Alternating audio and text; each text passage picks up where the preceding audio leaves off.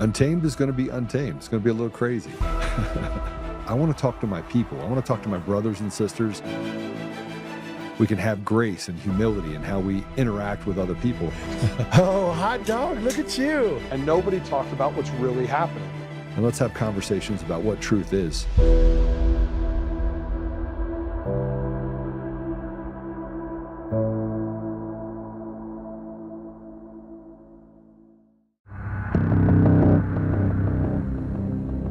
The Clinton Foundation, Apax Partners, the Islamic Circle of North America, Osama bin Laden, Grameen America, Shore Bank. While all of these might seem as if they're random, unconnected entities, what if in fact they were all connected?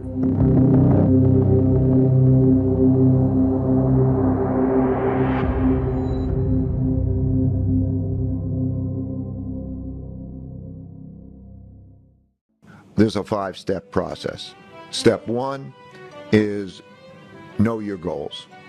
Know what you're going after. You could have almost anything you want, but you can't have everything you want. And so you have to prioritize, and you move in that direction. On the way to your goals, you're going to encounter your problems and your obstacles.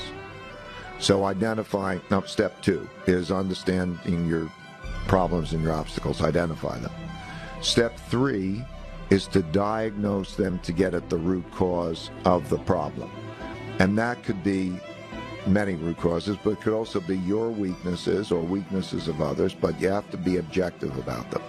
Once you diagnose them, then you go to step 4, which is to design a way to get around them. And then, after you have that design, you implement that design, so you have to follow through and do it.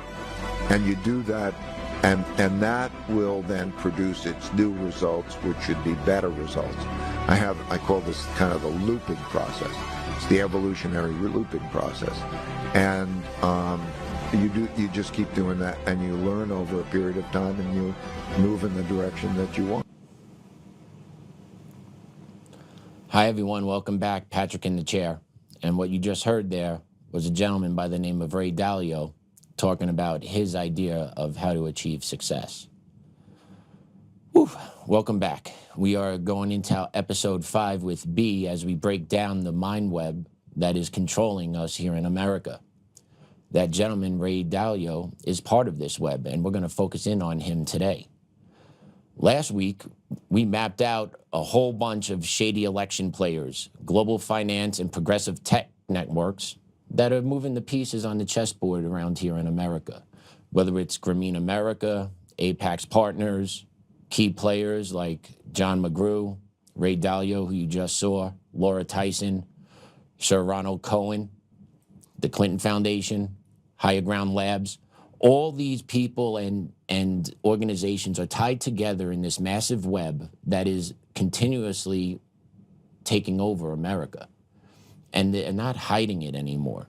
And what we have going on today is we got our man B joining us once again, and we're going to go in and we're going to dissect who Ray Dalio is, his connections, his end goal, right? Ray Dalio was the founder of Bridgewater Associates, right? One of the largest hedge funds ever exist, right? Billions and billions of dollars.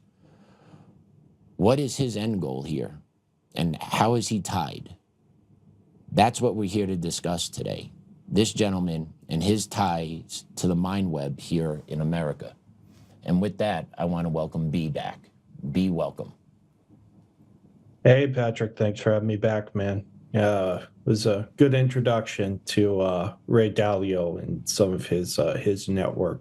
We'll be seeing some familiar names today, of course, as we go on to the different nodes on the mind map, and we'll be changing up the format a little bit today.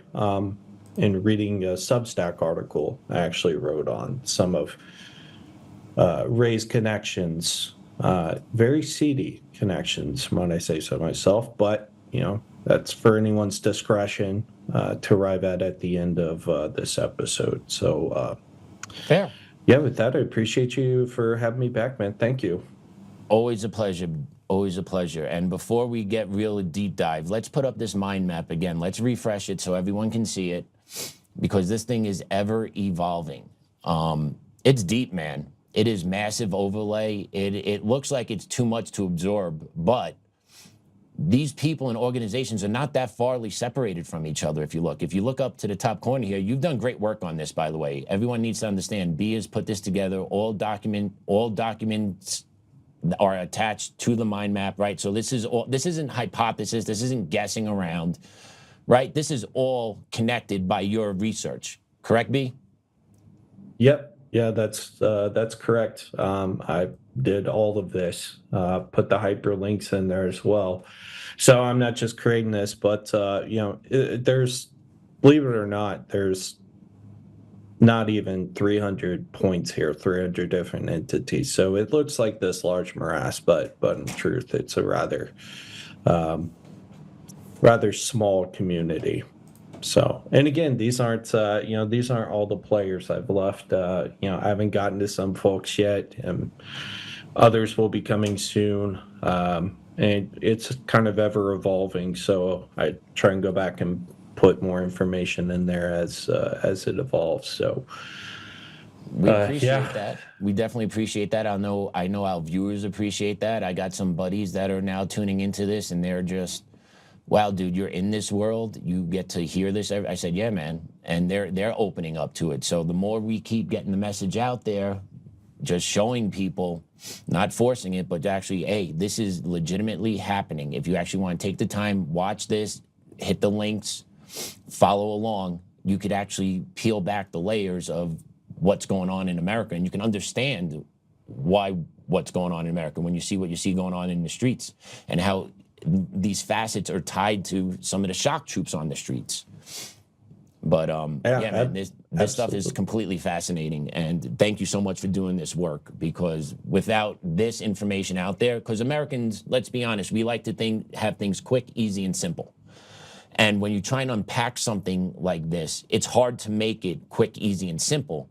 But given this visualization here, I think it gives the American people a glimpse of just, hey, this can be understood, and there are real players. We don't have to talk in the abstract.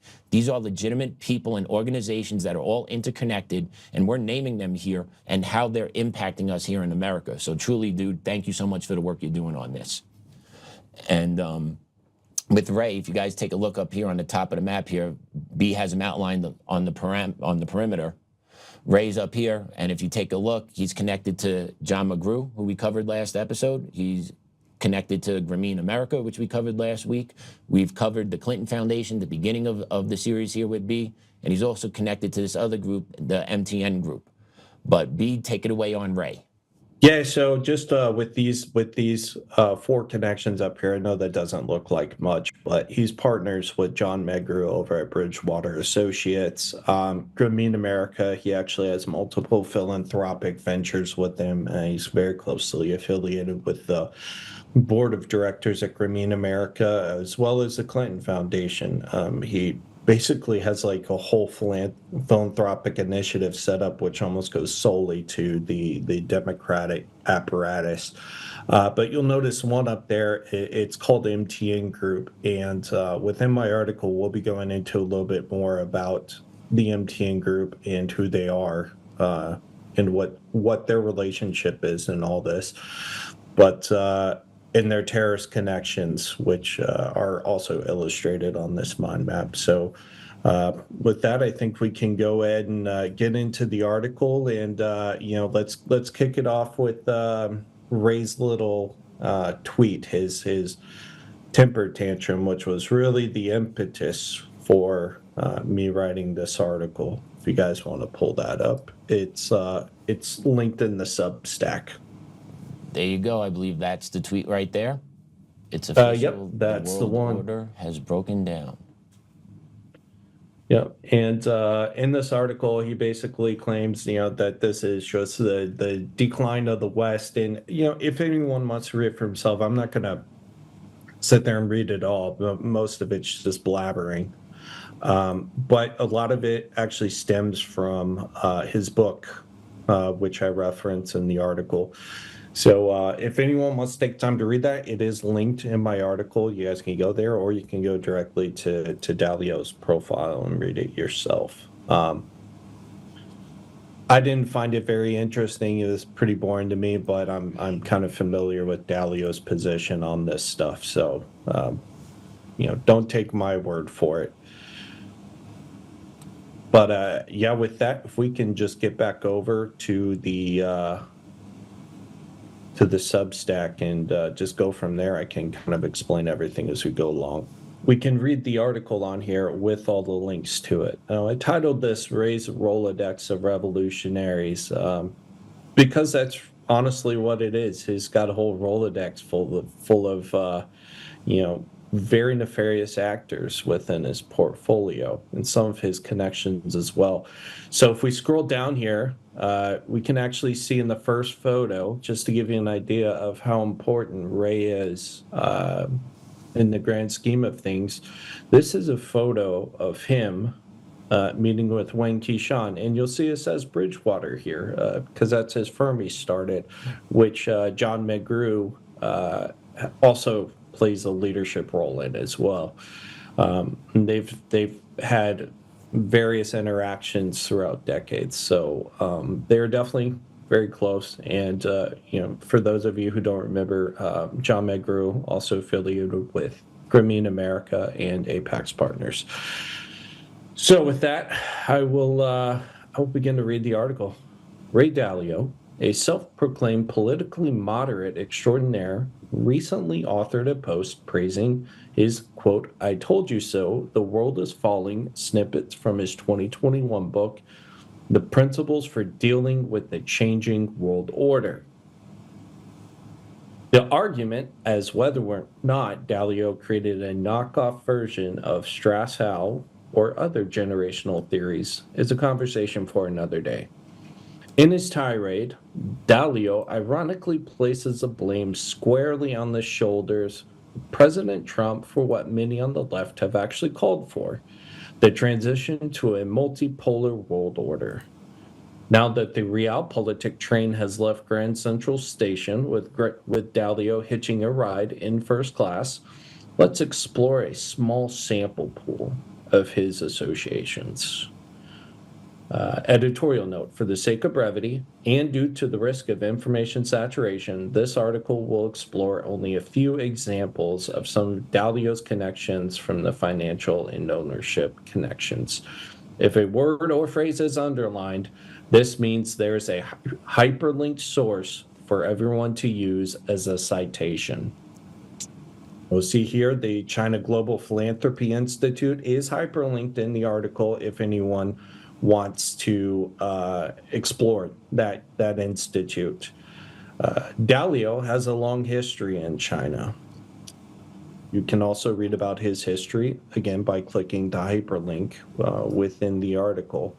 And you can see on screen, this is the China Global Philanthropy Institute. This was the source I used to garner the information about this specific institute. And there will be more interesting connections about this institute as the article goes along. So if we can get back to the article and just carry on with it. Dalio has a long history in China. He is one of the key figures in the development of the CGPI alongside Bill Gates and Communist Party of China, CCP leadership. The philanthropic nature of the institute drives the headline printed about the CGPI, plural, but its true nature is much more nefarious and subversive. Right around the same time as Gates and Dalio began to advise senior party officials, such as Ma Weiwei, the 12th National People's Congress, the NPC, from 2013 to 2018, began to revise how non-governmental organizations operate domestically and prepared recommendations for the 13th NPC. They began preparing recommendations for the 13th NPC. Now, these screenshots we see here, these images are from those directives. These are translated into English, transcribed in this case, Accordingly, the decisive push for the ONGO outside non-governmental organization law, a draft of which was first circulated for public comment in mid-2015, came from the National Security Commission, which was being advised by who? Dalio and Bill Gates. One among various high-powered organizations created at the CCP headquarters in 2013 and chaired personally by Z. This was despite the fact that more moderate pilot regulations on INGO management had been experimented with at the provincial level. The origin of the national law in top security circles explains why regulatory competence for INGOs was transferred from the Ministry of Civil Affairs, responsible for supervising the domestic third sector, to the MPS and lower level public security bureaus. With the enactment of the ONGO law, international nonprofit organizations are now formally overseen by police authorities, clearly indicating the securitization of China's policy towards international civil society. Now, mind you, all this transpired while Gates and Dalio were advising top-level CCP officials on ONGOs, on philanthropic organizations. We get even more clarification in the second screenshot here. The second image. What have received less attention are the carrots being offered to civil society. These come in the form of high-level recognition and support for civil society as redefined by the party. In his analysis of the 19th Congress report, Wang Xinyao, Dean of the China Philanthropy Research Institute at Beijing Normal University and a former Ministry of Civil Affairs official, was heartened that the report recognized the role of social organizations, the party's term for civil society organizations, and their role in building social governance and socialist consultative democracy. These concepts call for civil society to play a consultative role in strengthening community self-governance and mechanisms for resolving social tensions, with the precondition that this consultation happens under the party's leadership. In addition, the 2016 charity law and other regulations, which open up opportunities for public fundraising, charitable trusts, and government contracting, are providing a large infusion of domestic financing to qualified civil society organizations. This is particularly true for those organizations working on government priorities. These priorities include poverty alleviation domestically and Belt and Road initiatives internationally. Okay, so we understand now that they are not only securitizing the NGO framework using law in China, but they're doing this to prioritize the Belt and Road Initiative, which is a direct competition to U.S. policy. And they're doing this while being advised by Ray Dalio. All right, so we understand this connection here. Now we go down here, we can also see from the China Research Center how they redefine civil society. Civil society. While many praise the proposed economic reform measures, Chapter 13 of the resolution contains language that is innovative and even revolutionary in the context of CCP leaders who see any call related to expanding civil society as subversive and an evil plan cooked in the hallways of the U.S. State Department and bunkers of the Pentagon. This part of the resolution does begin by saying social governance reforms will be conducted under the leadership of CCP committees and government agencies at all levels. But this is followed by a few paragraphs that rarely appear in CCP's societal governing circles. And you can read the rest of that report for yourself. So what that's saying is they understood previously that these ONGOs, these outside NGOs, were being manipulated by the State Department, being controlled rather by the State Department and the Central Intelligence Agency and the U.S. security apparatus writ large to subvert China. And now all of a sudden, Dalio comes along, starts consulting with senior leadership officials, while Dalio is also heavily invested in the NGO apparatus in China. And he goes in there, and all of a sudden they begin to change the way that they operate with these NGOs, begin to change how they monitor them, because they understand that these are national security risks now.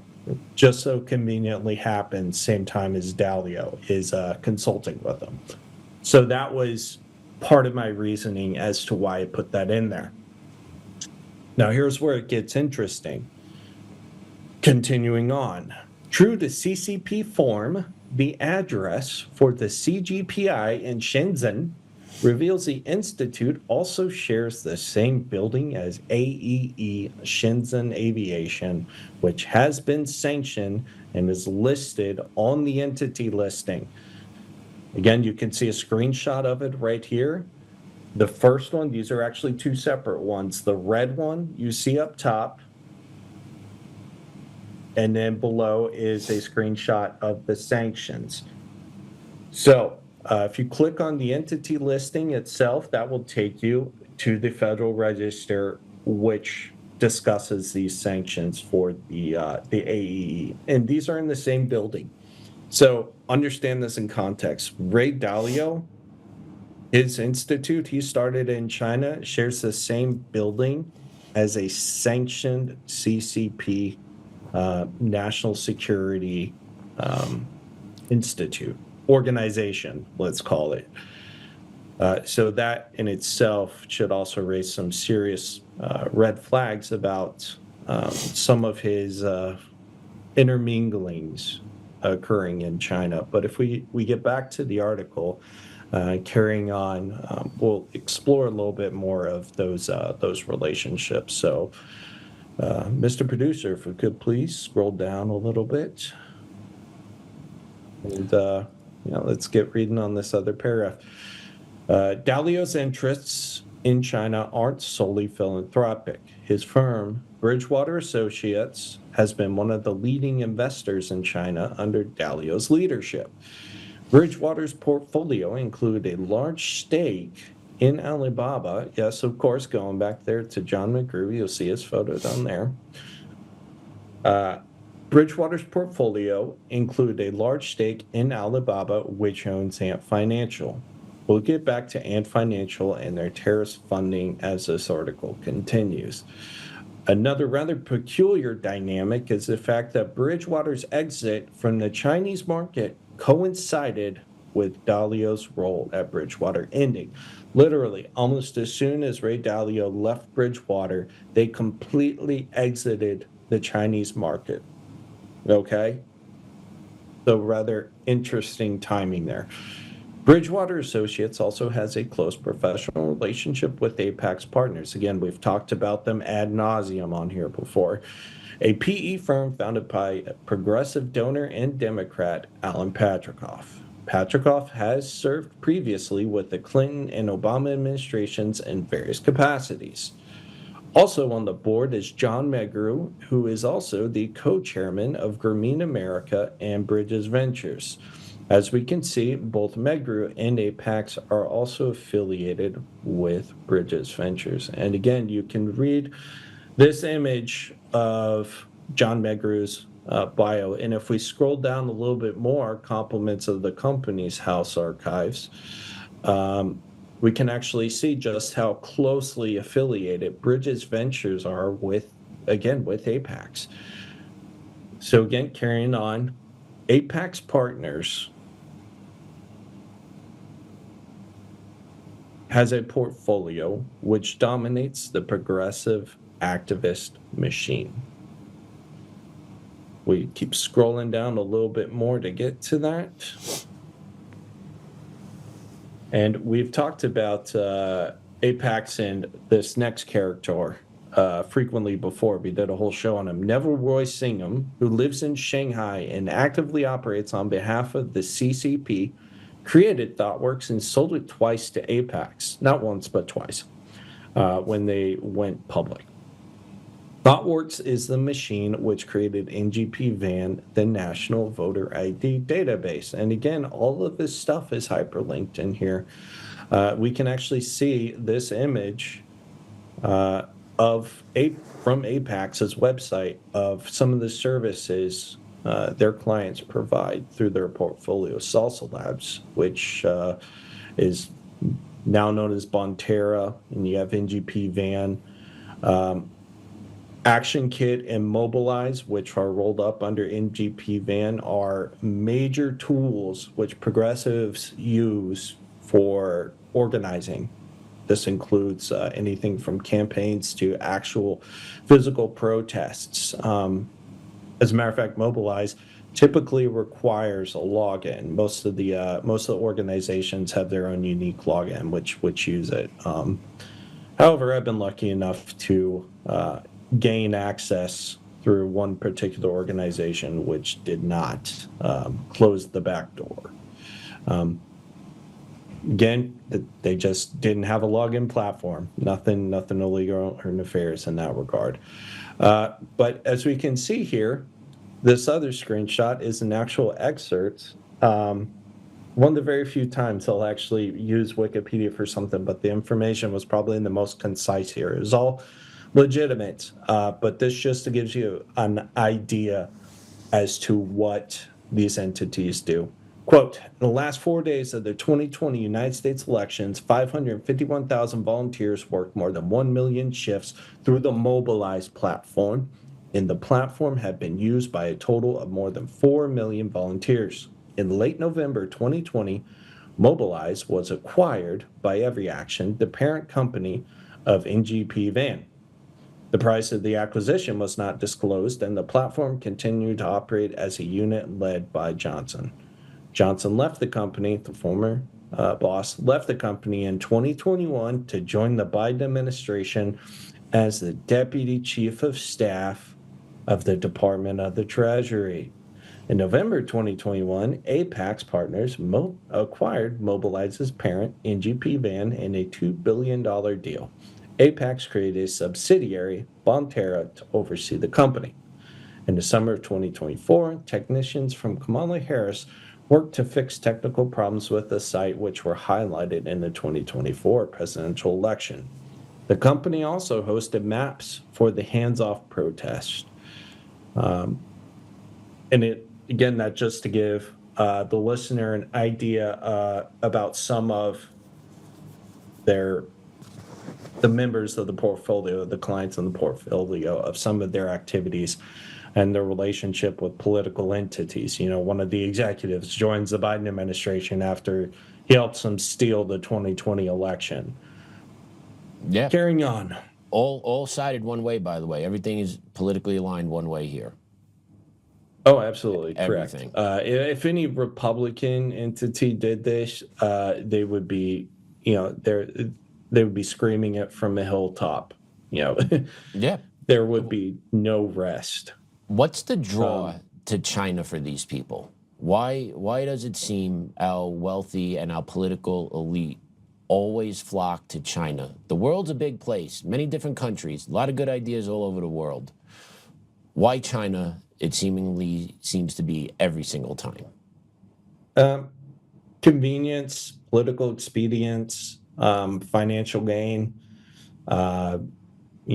discontent with the status quo. There's a myriad of reasons behind it, but cheap in China was kind of the start of that. But a lot of this,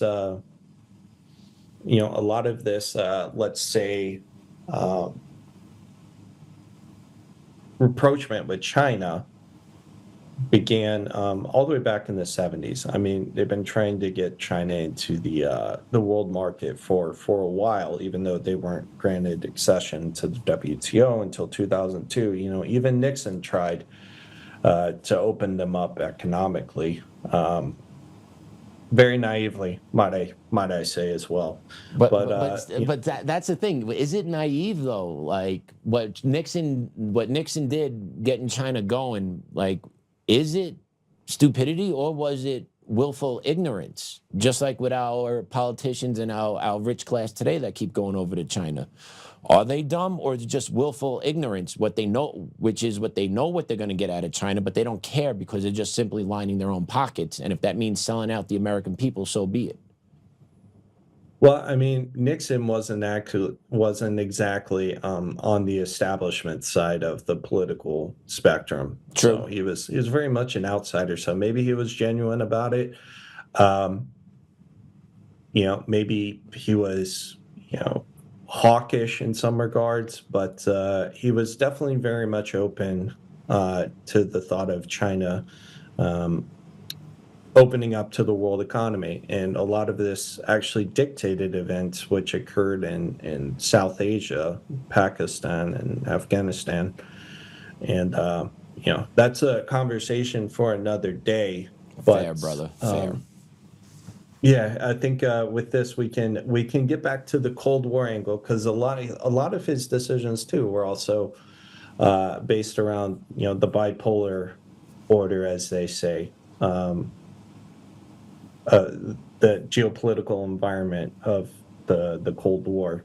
And with that, that's probably a perfect segue to get into Patricia Clarity. She was the first associate hired by Patrikoff and was even handpicked by Bill Clinton to lead the U.S.-Russia Investment Fund after the end of the Cold War. And again, these are all linked. You can read this for yourself. Delta Capital Management, the firm born out of the U.S.-Russia Investment Fund set up by President Bill Clinton's administration, has moved into a new phase on the back of Russia's stability to capture pickings from an unexploited market. Patricia Clarity, a founder of Apax Partners, has taken over from David Jones as chief executive after the board elected to have, quote, a more seasoned person, end quote, in charge. She was chosen by the former U.S. president to start the $444 million fund in 1995 while she was still working at Apax. So keep this in mind, that we were responsible for the economic redevelopment of post-Soviet Russia. We dumped hundreds of millions actually billions of dollars into Russia, and a lot of Western businessmen eventually stood up entities because it was cheap at the time.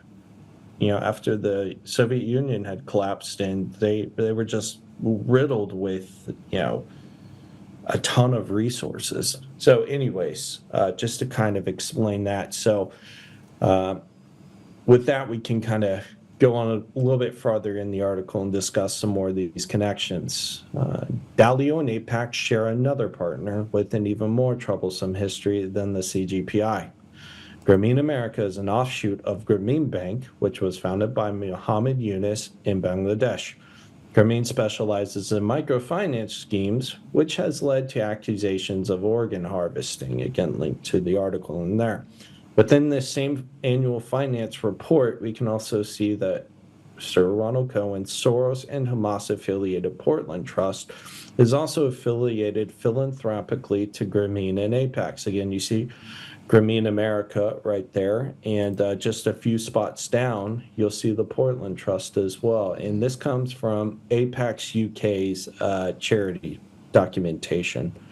So again, this is just another interconnected node.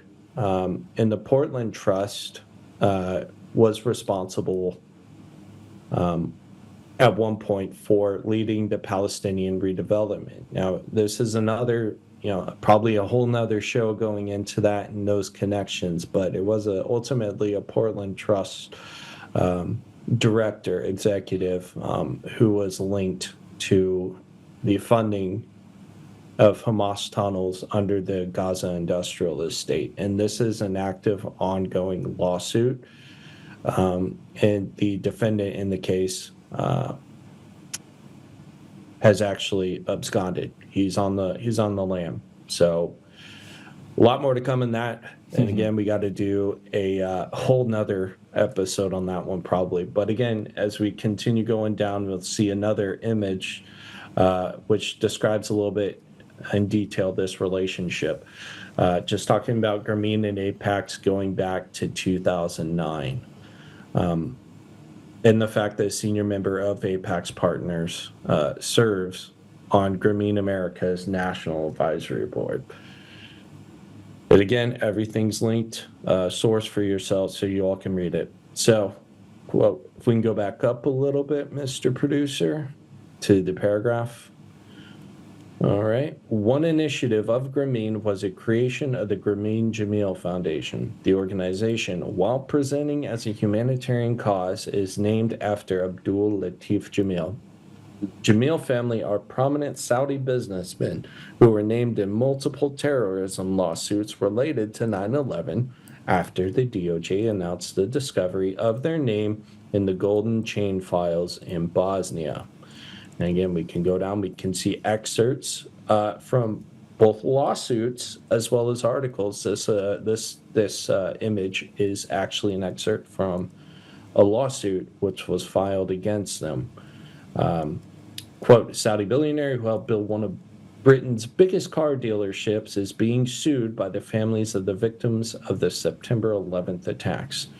Yusuf Jamil, whose family firm bought the British business Hartwell in 1990, is named in papers claiming more than $1 trillion in damages from defendants accused of helping to fund Osama bin Laden and his al-Qaeda network, end quote. You can read the rest of it again when you preview the article. So if we scroll down and keep reading the actual text of the article, we can go down a little bit. Another avenue in which Grameen has been accused of abetting terrorism comes through Yunus's associations with Jamaat-e-Islami, a jihadist group formed in 1941 by Maulana Maududi. Yunus conducted the 2024 Dhaka coup in a coalition with the JEI, which was then a banned political party at the time. The JEI has two militant branches, Lashkar-e-Taiba and Hizbul Mujahideen. Both these entities are sanctioned, and again, you can click on the link to find the sanctions, but for the sake of brevity and time, we'll just keep going. And you can see this is a screenshot and image of the actual sanction itself. 9/11 mastermind Khalid Sheikh Mohammed was arrested in Rawalpindi in 2003 at the home of a Jamaat leader. These terrorist organizations have multiple historical connections with al-Qaeda and the Taliban, but those will be the subject of another article. Believe it or not, these are not Grameen's, and by extension, Dalio's only connections to terrorism. And to that point, we've talked about a lot of these terrorist entities before, Patrick, and their relationships to ICNA, Sophia Farouk. These are all just the same beasts rearing their heads with a different mask on. So that's one thing to consider when looking at that map and those relationships. So if we continue on in the text, Grameen Phone is an offshoot of Grameen Bank and was founded by the Qadir brothers. The Qadir brothers, Iqbal and Kamal, one of whom is currently a senior fellow at Harvard's Kennedy School, created the architecture for Grameen Phone and built other entities such as Cellbazaar. The company now shares ownership with Telenor, a Norwegian telecom company which has its own fair share of connections to terrorism. The brothers also created, alongside Alibaba, CCP, and Ant Financial, and the Gates Foundation, a fintech application named Bcash. The app has been implicated in terror finance cases as supporting the Islamic State. Again, sources are included in the hyperlink. This is an image screenshot of one of those sources. And in there, you just read about the relationship, Bcash, and how they came to be. It's important to note that Bassar Masri, who is, again, the one who's on the lam for the Palestinian redevelopment Gaza Industrial State lawsuit, was also a senior official at Harvard University and had to resign from the Dean's Council. So again, Harvard University, Oxford University, which we have also discussed ad nauseum, are really kind of parasitic hosts to some of these terrorist entities. So again, everything's sourced right there. And if we keep scrolling down, we'll actually see another one of these sources, which came from a national security document. I'm not going to read the whole thing, but in Malaysia, they discovered that mobile payment applications such as Touch and Go and Bcash were used to collect funds for the terror group, which were then reportedly channeled to Islamic State networks in Syria and Bangladesh. Again, sources in the links, and this is an actual photo of the source itself. Now, if we continue scrolling down, we'll see just a little bit more of law enforcement's relationship with Bcash. The the Anti-Corruption Commission, ACC, has also investigated Dalio's friends at Bcash. As we can see here, the headline, ACC investigated Bcash Rocket over money laundering and terror financing charges. Continuing on, another curiously intersecting node in this map is MTN Group, as we discussed at the onset of the show. Telenor, which partially owns Grameen Phone, and the MTN Group, which is partly controlled by the Hezbollah-supporting Makati M1 Group, have colluded previously to skirt sanctions in Myanmar after the 2021 junta. We stop right there for 1 second. It's also worth noting that the M1 Group is also business partners with Bashar Masri, who I just discussed, who is being sued and has since absconded for financing Hamas's construction of the tunnels underneath the Gaza industrial estate. So again, these same people are all just showing up in different transactions, but it's the same actors, right? So if we go down, again, just a more resources to understand the nefarious nature of Telenor Myanmar, which seems kind of weird, a Norwegian telecom company partaking in these activities.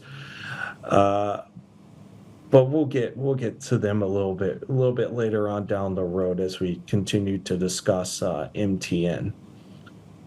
So if we come to this second image, Mr. Producer, and stop there, it's probably good to read out a portion of this. Quote, MTN has an alarming track record when it comes to fulfilling their human rights responsibilities. A 2019 ranking of digital rights noted that MTN lacked strong governance and oversight over human rights issues and disclosed almost nothing about policies affecting freedom of expression. And again, they go into the details of some of these transactions in earlier parts of it. As a key investor in MTN, the Makatis are tainted by MTN's business conduct, which includes allegations of paying protection money to the Taliban in Afghanistan, paying bribes to enter Iran with legal proceedings ongoing in South Africa, and violating U.S. sanctions. You see, as we'll see here a little bit later in this report, MTN is currently being investigated by the U.S. authorities, and we'll discover that context as we go on in this report. Back to the text, Dalio also has other connections directly to MTN via MTN Ghana and UAC Nigeria, which share multiple Bridgewater and affiliated directors. These are just a few of the examples of these of this relationship. You can see Mr. Toriola right there on the board of UACN, also MTN. Shareholders, you'll see right there, Dalio Property Development Limited. Again, these are just images taken from source material, which is all linked in this report. All right. So carrying on, while skirting sanctions in Myanmar is one thing, MTN Group also managed Ericsson's infrastructure in Iraq and Afghanistan. During the global war on terror, both MTN and Ericsson paid millions of dollars to ISIS, al-Qaeda, and the Taliban as a bribe to not only leave their equipment undamaged, if we can stop right there, Mr. Producer, but to also pay ransoms for kidnapped employees and aid and abet terrorists. Again, these are all hyperlinked. You can read the sources for yourself. As a matter of fact, MTN sold their footprint in Afghanistan to the aforementioned Hezbollah-affiliated M1 group, which is owned by the Makati family, who is, again, Lebanese leadership. MTN was forced to admit the DOJ's investigation into MTN in their Q3 2025 report. And if we see this image, this is an actual screenshot and image of that report. Updates on significant regulatory and legal considerations. Update on Anti-Terrorism Act, ATA litigation. Long complaint. The long complaint was filed on 28 July 2023 on behalf of 4 additional plaintiffs who were not previously included in the other ATA cases and contains the same core allegations. MTN has filed its motion to dismiss Syria-related claims in the long complaint. On 25 September 2025, the court ruled in favor of MTN and dismissed the Syria-related claims. Not entirely, might I add, because they're also still being charged in Iraq and Afghanistan as well. The proceedings will, therefore, now continue only in relation to the claims that have not been dismissed, which primarily relate to MTN's former subsidiary in Afghanistan and its minority, non-controlling investment in Iran. MTN has deep sympathy for those who have been, whatever. I'm not going to read those crocodile tears. And we go on to the lawsuit. Now, look at these line items. Number 1,274, 1,275. I chose these because I wanted to illustrate just how many claims there are against them in this lawsuit. There are many other mentions of these same entities, both before and after, but I wanted to just use ones that are kind of buried in the middle of the show, just how detailed this is. So 1274, each of MTN Group, Iran Cell, Fatuma Neklo, and Irene Charnley, MTN Group, Iran Cell, specifically intended to grow the overall global market for illicit American manufactured mobile phones that were originally sold in the U.S. marketplace because they shared the goal of the conspiracy, which was to finance, arm, and logistically support Hezbollah, the Quds Force, and regular IRGC. Each of MTN Group, Iran Cell, again, spirit with the terrorists, including but not limited to Hezbollah, the Quds Force, regular IRGC, as well as the IRGC syndicate terrorist proxy, Jaish al-Mahdi, including its special groups, Asaib al-Haq and Katab Hezbollah, all of whom received weapons, funding, and training from the IRGC. Page 318 of the docket. Continuing on, as if that weren't enough, MTN also co-owns Iran Cell alongside the sanctioned Iran Electronics Industries and the Bonyad Mustazafan Foundation, which was created by the Ayatollah. And again, we see some of this ownership structure here. MTN Iran Cell, 51% owned by Iran Electronics Industries and the Mustazafan Foundation. Guess who owns the other 49%? MTN. So, again, you can just read more along this. They just skirt around and they just keep pushing. It's amazing, dude. Sorry, I'm just taking all this in as you're going through it, and it's kind of infuriating to... Yeah, I know. And this isn't meant to blackpill everyone. This is just, I'm trying to... No, dude, sorry, go ahead. No, I'm just saying this is, people aren't familiar with these entities, with these relationships. People are used to the usual suspects, the Rothschilds and the Soros of the world, and, these guys they're very much involved with this. As a matter of fact, again, going back to Bashar Masri, one of his partners in the Palestinian redevelopment alongside Pataco Holdings was George Soros in the Open Economic Fund.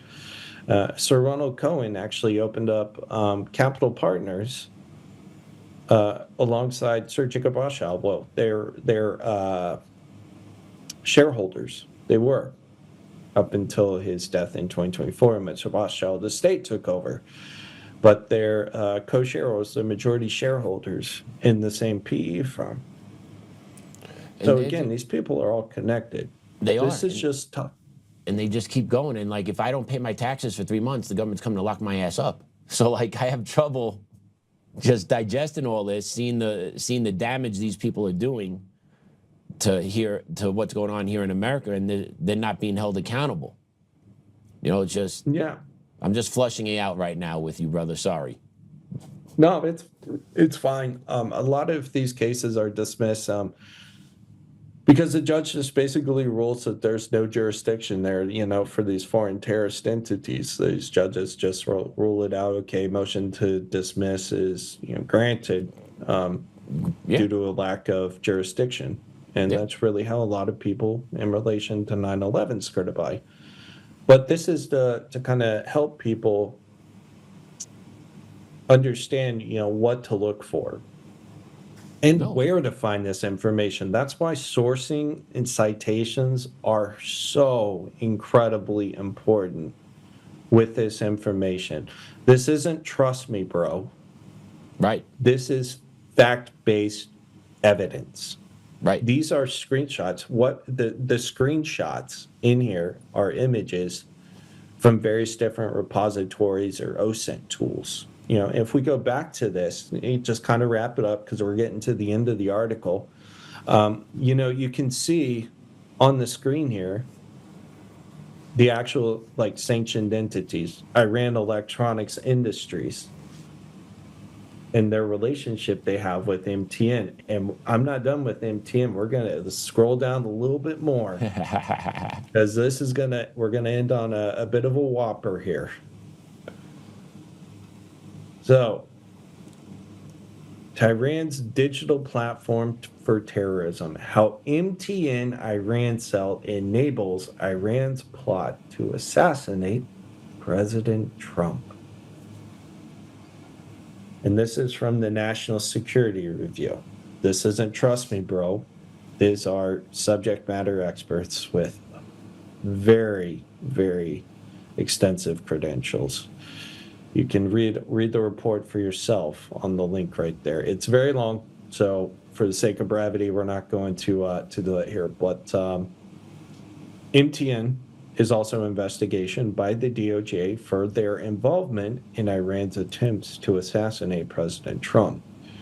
While there's certainly more dirt to discuss when it comes to Dalio, such as his ties to Epstein and the Maxwell clan, Isabel, Ghislaine's twin, was a longtime executive for both Grameen and Apax, but that's another story. The scope of this article is narrowed primarily to the financial and ownership angles, as opposed to Dalio's personal relationships. Perhaps Dalio should consider the fact that he is the one who has done catastrophic damage to the international community, not President Trump. Dalio's darlings of Marxism, war, jihad, revolutions, and long blood trails. The end. Well done, my friend. And that closing is very much on point. And if you're in tune to what's going on in America, we're basically there on all facets. Even some blood in the streets, not on the daily civil war, everyone's fighting it out, but provoking interactions between law enforcement and citizens that have ended in bloodshed is by design. Right. I believe. They are ratcheting up. It 100% is. Yeah. Yep. We've discussed Canvas before. They just again. Sorry, man. Go ahead. It's hard when you're not here. Keep going. It's all good, man. It's that But yeah. connection. It is, man. And just thank you so much for putting this all together. I hope our viewers take the time to actually read this, look through it. We will post this article on our social sites so you guys could access the Substack and dig into it on your own, go through all those hyperlinks, because the documentation is important and it's going to take you multiple hours. So just be prepared, or multiple days. It's not just a quick, I'm going to read and digest. If you really fully want to understand it, it's going to take some time. Yeah, and again, also feel free to use the graph, which is publicly available. You know, anyone can use it. You can't manipulate it.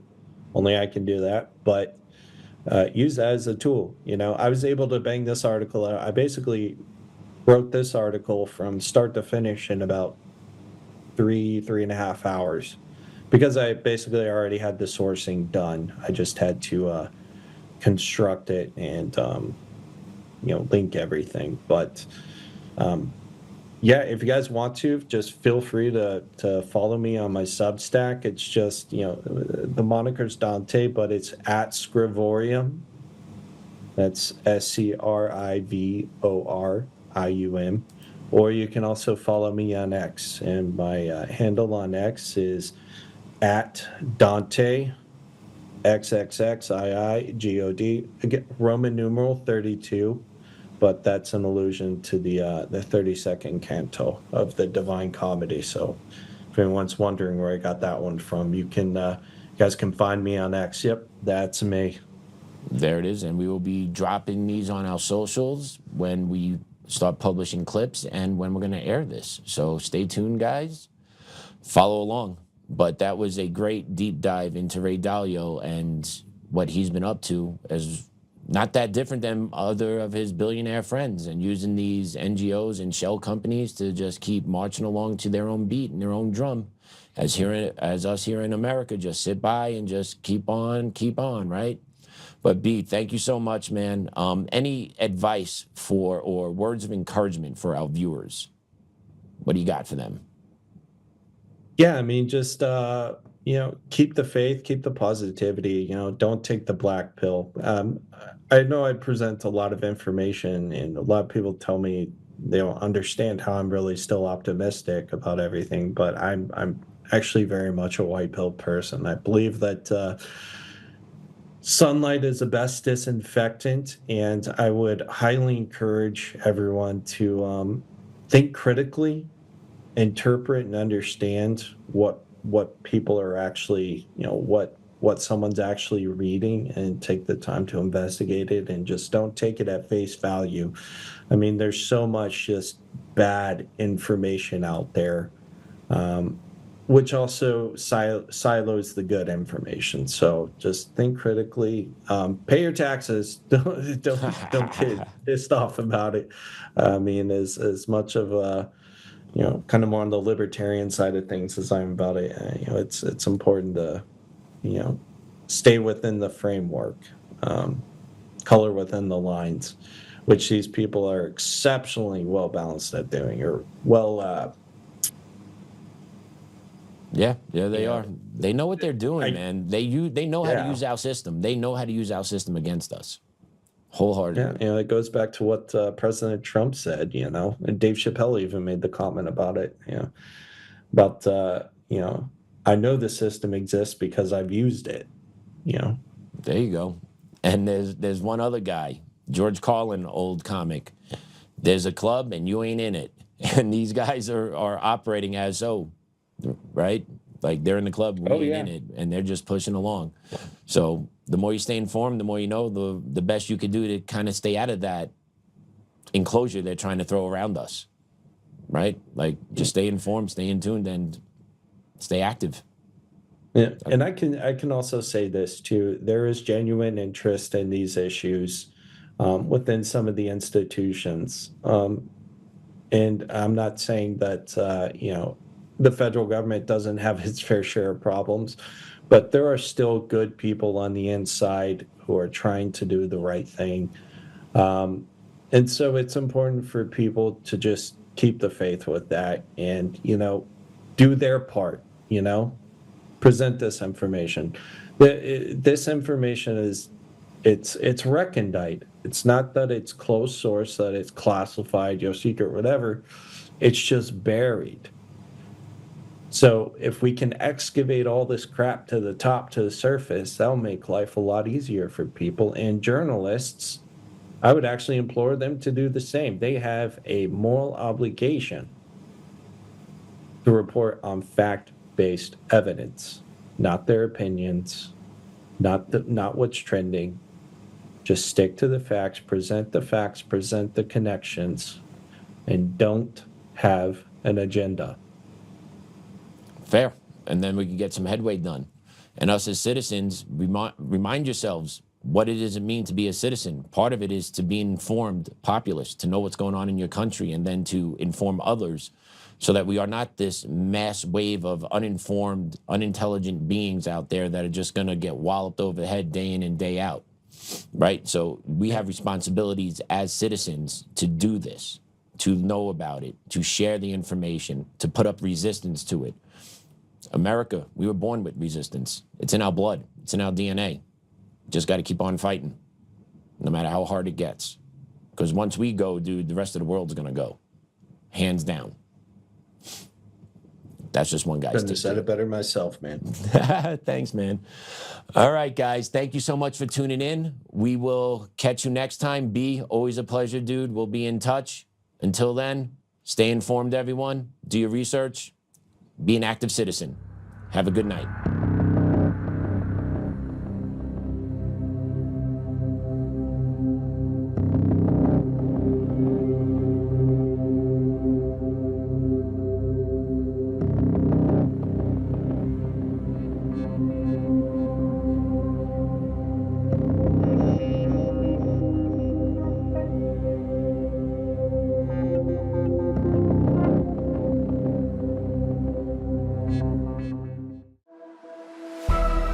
Untamed is going to be untamed. It's going to be a little crazy. I want to talk to my people. I want to talk to my brothers and sisters.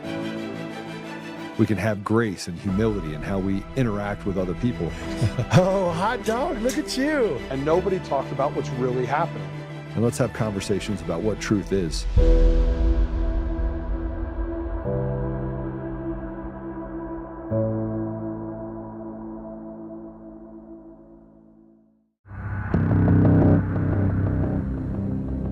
The Clinton Foundation, Apax Partners, the Islamic Circle of North America, Osama bin Laden, Grameen America, Shore Bank. While all of these might seem as if they're random, unconnected entities, what if in fact they were all connected?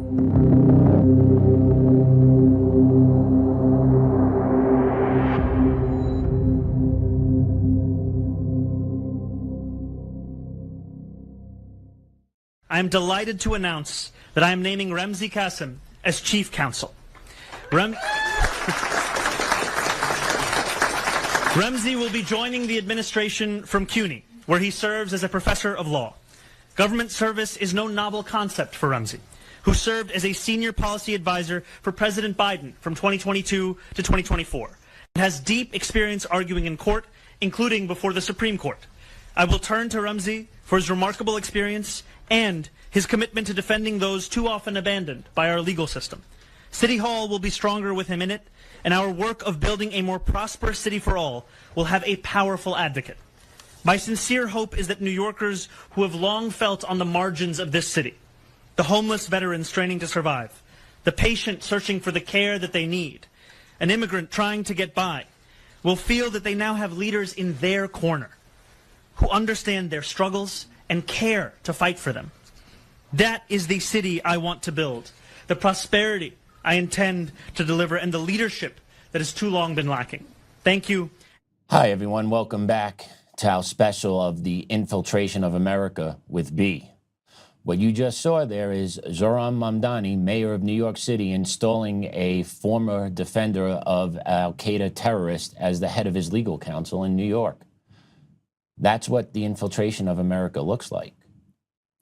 This is what's happening, where Americans are put to the side and radical agendas through infiltration are taking over America. That's where we are in 2026. 25 years post 9/11. Never thought we would be here. But it is the complete infiltration of America on all different levels, local, state, federal. And the American people are held hostage to this system, this web that control our everyday lives. The takeover of America from within is by special interests, big money. And it's all backed and looking to implement anti-American beliefs to radically change the country that we know and love. And it happens every day. And it's not random. If you've been following us, you know this is not random, one off here, one off there. This is a coordinated event that is taking place in America over years and years and years. And it keeps building momentum. And what we're doing on this show is trying to spread awareness to the community, to us Americans, what's really going on, and prove that this is not an isolationist incident in one city here, one city there, but rather a collective move to overthrow America from within. And that's the point of our series with B, is to expose all of this. We've spoken about people that are play. Everyone knows Soros, right? Everyone hears those big name, Clinton Foundation, but we also have spoken about Sir Ronald Cohen, Alan Patricof, other names, right? Other groups, ICNA, Democratic Socialists of America, right? These are not all random groups. They are working in coordination with one another to overthrow America. And we are sitting here watching it firsthand with front row seats. It's an all-out war. It's an all-out war on America. The shell companies, organizations continuously attack America, branded systemically racist, while they infiltrate our borders with third world refugees that look to take over America. That's where we are. And with that, I want to welcome back our man, B. B, welcome. Hey, thanks for having me back. Pleasure to be back with you guys. And I've enjoyed this series so far, and I hope it's been informative, and people have been able to garner a lot of information from it. That was an excellent opening segment there, and I would just like to point out that Ramzi Kassem. Can we show a picture of him, Austin? Let's put a picture of him up. There he is. Yes, one of his clients was an al-Qaeda operative who was ironically actually related to one of the 9/11 hijackers. So here we are, as you said, 25 years later, to commemorate the 25th anniversary of 9/11. The chief counsel for the mayor's office of New York City will be helmed by an al-Qaeda lawyer who literally represented family members of the terrorists who conducted 9/11. Crazy, man. That 25 years, that happens. Within 25 years, that has happened. That's quick. That is way fast. And then if you think about it, how do you think the veterans and those that lost family members on that day, what's their take on this? What do you perceive there, or do you know anyone that is seeing this and has those connections to New York and they're like, whoa, what's your take on all this? Actually, I think there's quite a few people who are giving this a lot of pause. There's been quite a few veterans, particularly within the NYPD, which immediately following 9/11 had one of the best intelligence units for a law enforcement entity. The FBI actually went to them a lot of the time for these jihadist activities. And I think a lot of them, not just in the military, but within, civil service as well, are, becoming aware and growing more and more discomforted by what they're seeing. Yeah, they're growing discomforted, but what's being done about it, to me, is the real question, because everywhere I look, I see this now because I've become informed, right? Like, I'm working in the space, I meet with you, I do my own research when I have time. It doesn't seem like there's really any resistance to any of this occurring with the infiltration of America. It seems to be actually encouraged because there's money to be made. So what's the play here? Well, I think a lot of this goes to, what's everyone talking about? Where's their attention span? What's making the headlines? What's trending on social media? And the fact of the matter is this is just very recondite information. It's not sexy. It's not appealing. It doesn't have this grandiose headline with just one or two or even three of these connections. Really, it doesn't become this, just massive drop of information until you really start to connect dozens of these nodes and see how they intersect. You could say it's analogous to a blob, as Mike Benz would say, but I tend to think it's a bit more anarchic than that, and that it's just it's a network. And, And the number one rule of the network is you don't talk about the network, and I think really that's where we're at right now.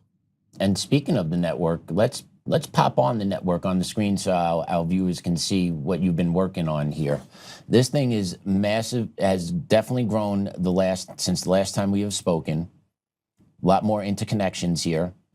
And today, what we're going to be honing in on is right here. We have Ramzi Kassem, right? And there's his connection to Zohran Mamdani, and then his connection right along into al-Qaeda. And this is infiltrated New York City at its finest. And if you paid attention to Mamdani's rhetoric, political policies, I don't know what you want to call it, but he seems to be going after the white tax base of New York City.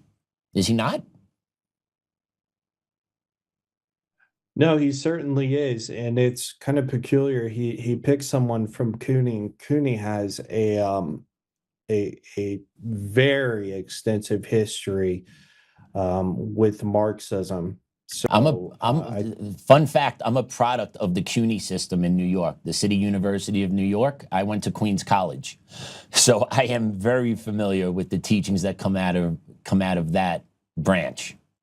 So yeah, they are extremely hardcore leftists in New York City, in the education system, especially Queens College, especially the CUNY system, right? There's multiple schools that operate within the CUNY system. Brooklyn College is another one, College of Staten Island, right? It's the colleges within the boroughs of New York City. Sorry, just keep going. A little fun fact about CUNY for you.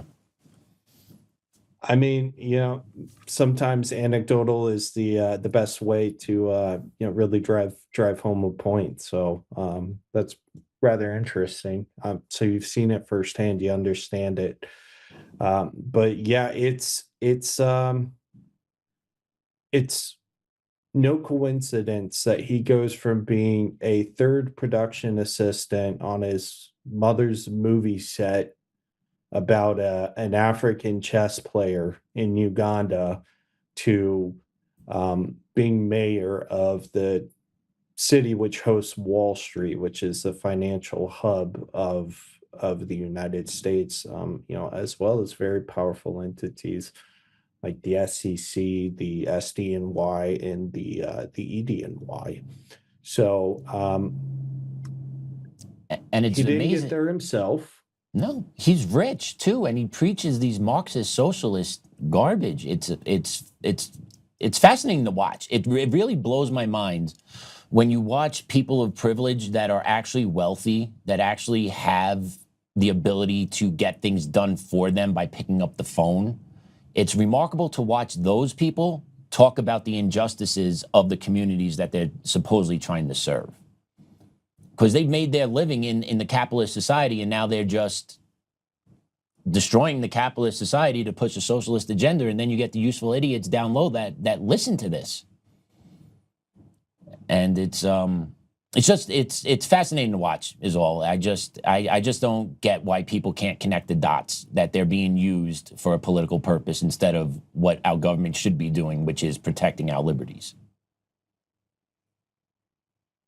I couldn't agree with you more. He goes from, penthouses and castles to the Gracie Mansion, and yet he has the proclivity, shall I say, to think that he can lecture normal people, blue collar workers, even on their lifestyle, their economic choices, how they should live, where their tax dollars should go.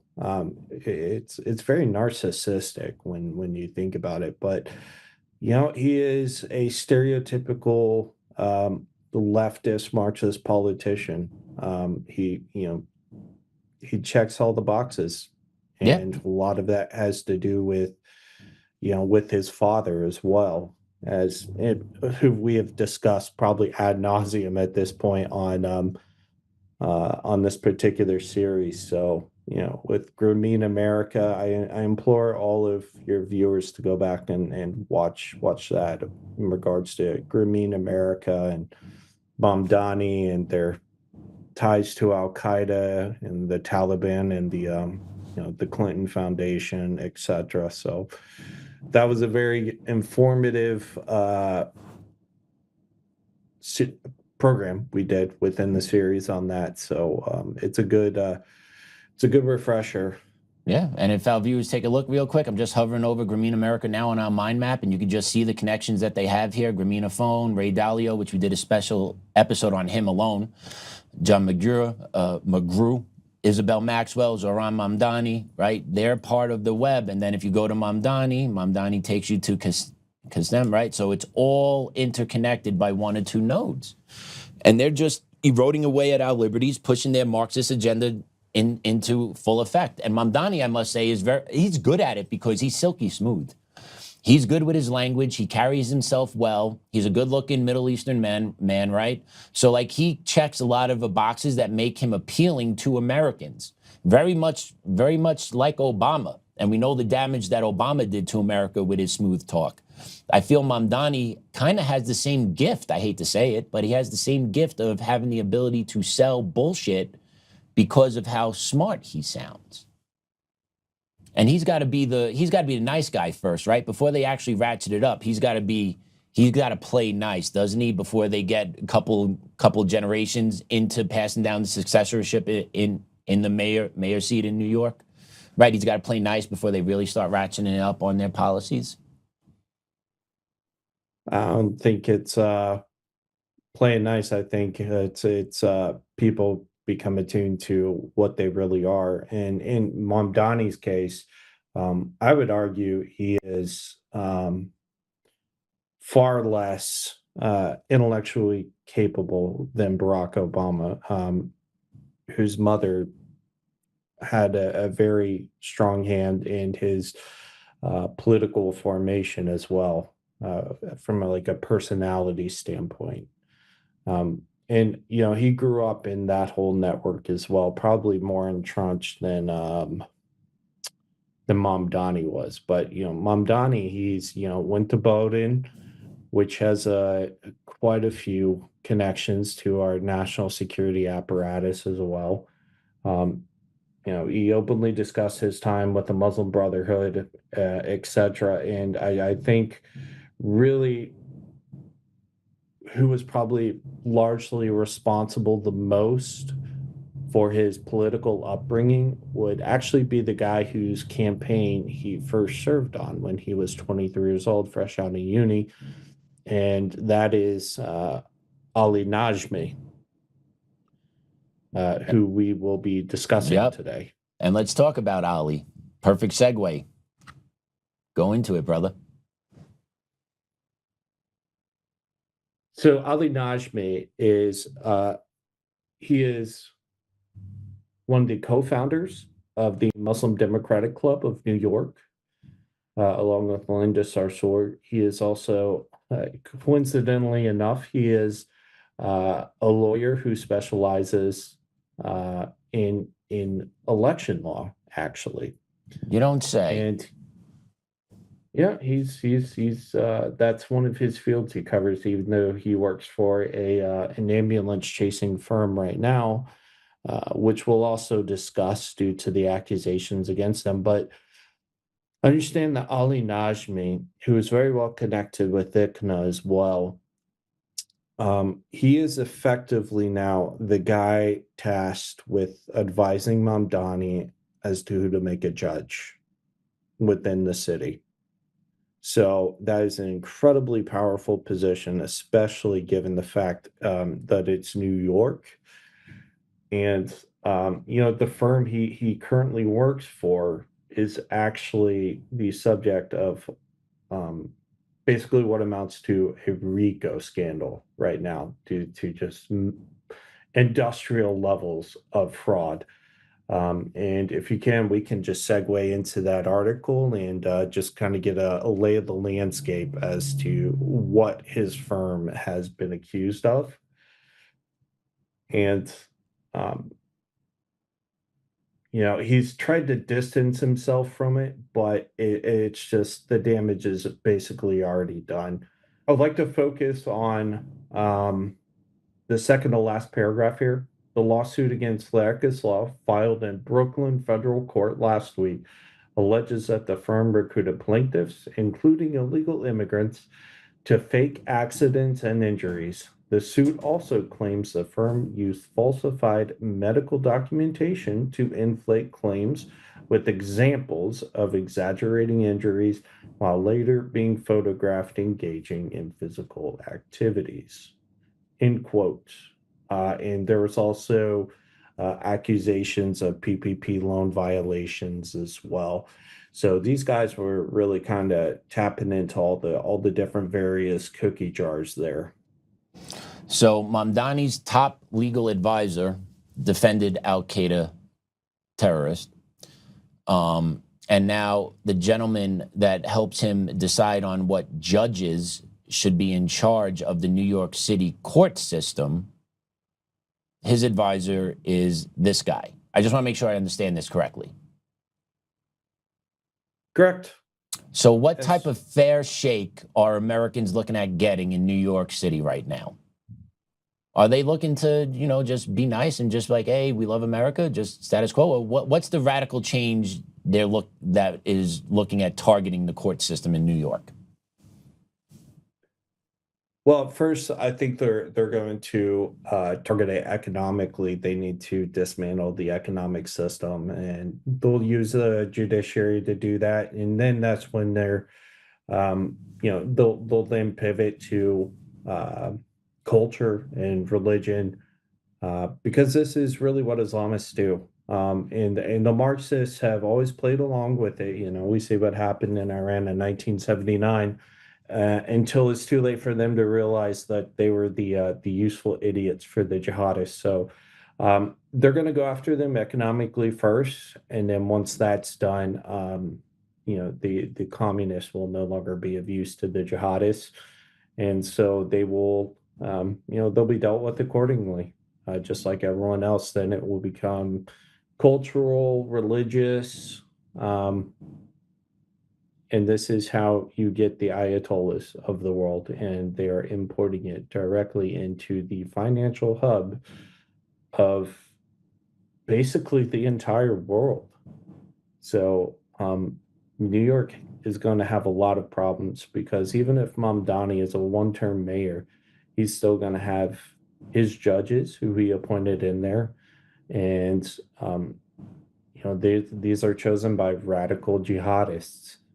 And they will be, by all accounts, lifetime appointments. I'm not too sure what New York specifically their laws are for the judiciary, but I believe they are lifetime appointments to the bench as well. So, but don't quote me on that. I hear you, but they're taking foothold. They're taking a huge foothold in New York City. That's a major, that's a sign of war. I don't know what it needs for the American people to wake up, to realize, you got this going on. You got the call to prayer being played in New York City now. I don't know if you've seen any videos of this or not, but mosques have been emboldened now because of the election of their Muslim mayor to start prompting their call to prayer throughout New York City communities 5 times a day. That's just the shot across the bow of we're imposing our culture, we're imposing our will. They've started to do their public gatherings for prayer as well. And then you get the leftists, the commies in New York City, the regular folks like, oh, this is normal, this is great. this is great. They have no idea what they're talking about, do they? Well, I would think probably the majority of the far leftists in New York are transplants. They immigrated from somewhere else to New York, and they took their policies with them. I think there are a lot of native New Yorkers who are absolutely pissed off at this. I think a lot of eyes are going to be open. I would not be surprised to see a lot of retirements of judges and public officials within the coming months or year, just to again be replaced by Mamdani's picks. Well, But the people who control Mamdani to pick, who will replace those judges on those benches. And did we see something very similar to this when Obama came into office, where once he came in, there was resignations by federal judges across the board, and then he was then able to start stacking the courts during his 2 terms? Or am I misremembering this? No, that's precisely what he did. And we're feeling those repercussions now, which is 15, 16 years after his terms have been over. So just multiply that out in New York City now, and that city is going to be a lost cause. Because you can't rectify, if you have injustices and you need to go to the courts to rectify it, but the courts are going to be stacked with those that align with Marxist principles, you're never going to get a fair hearing. And then the court system is hijacked. Right. No, you're absolutely right. And I think that's why people need to be paying attention closely to a lot of the litigation which is out there right now, such as the Masri lawsuit, Bashar Masri, which we'll be discussing now. Take that as a baseline, understand that in 20 years, this is probably a case which wouldn't even be brought up within a New York system because it alleges, Islamist activity, terrorist activity, jihadist activity, and that, American citizens were the victims of this. And you'll see right here, Osan Law LLC is a lawyer representing, there's a law firm representing over 200 Israeli American families who were affected by the October 7th massacre. And I think a lot of those points that they made out in their very, very voluminous lawsuit, it's almost 200 pages, actually, just the initial complaint. Can we flash that lawsuit, Austin? Can we let's show that lawsuit to the folks. There you go. Right, that's the one we're talking about right there. You see that, B? That is the one. Yes, correct. That is the one. And if you go to page 37 of the document, you'll find was probably the most revealing piece of evidence. And this is a photo of Bashar Masri, who is connected to Grameen Phone via Harvard University. You spoke about Grameen Phone earlier while we were viewing the mind map. Is that it? 36. Yep, that's him. Okay. So there you see it. Now we've got it. That is a photo of Bashar Masri on the left, seated with the architect of the Hamas tunnels, which he was paid for to assemble for the Qassam brigades. So making tunnels for the Hamas terrorists. Correct. And this isn't a new revelation. If you go, throughout the rest of the filings, you'll find instances of them knowing that Hamas was using Bashar Masri's facilities, his properties, going even all the way back to 2018 when they began to discover the Hamas tunnels. I mean, the original tunnels were literally built under his properties, which he would use to host both Hamas and Hezbollah officials. People like Yahya Sinwar would visit there. And, it seems that all this has finally just now come to a head. But what's interesting about Masri is that he is the CEO of Patico Holdings. And effectively what this does, we're going to take it a little bit back. The short of it is that Masri, who built the Hamas tunnels under the Gaza industrial estate, was also largely responsible for the reconstruction and the redevelopment of Palestine. And he was a part of a Palestinian governance program, which was actually approved of by the Biden administration, which was going to oversee the redevelopment of Gaza. And with that, if we can go and we can take a look at his partners, if we go to the Master International website, because he is, not only is he, the boss over at Patico Holdings, but he also created Master International. With here, we can kind of see, who some of his partners are. You have the Qatari Royal Trust there. You have Chemonix, which is the largest grantee of USAID funding ever. Ever. And you have ever. Yes. What makes them the number one? What's their deal? They have their hands in everything, and they've just received the largest funding from USAID, more than any other entity as well. And you'll see this U.S. International Finance Corporation, Development Finance Corporation. Bashar Masri actually sat on the board of that for 3 years. And again, you'll see directly below him, who is that? Soros. There you go. George Soros. And then in true twist of irony, you have Conan Nagel there, who are actual Nazis.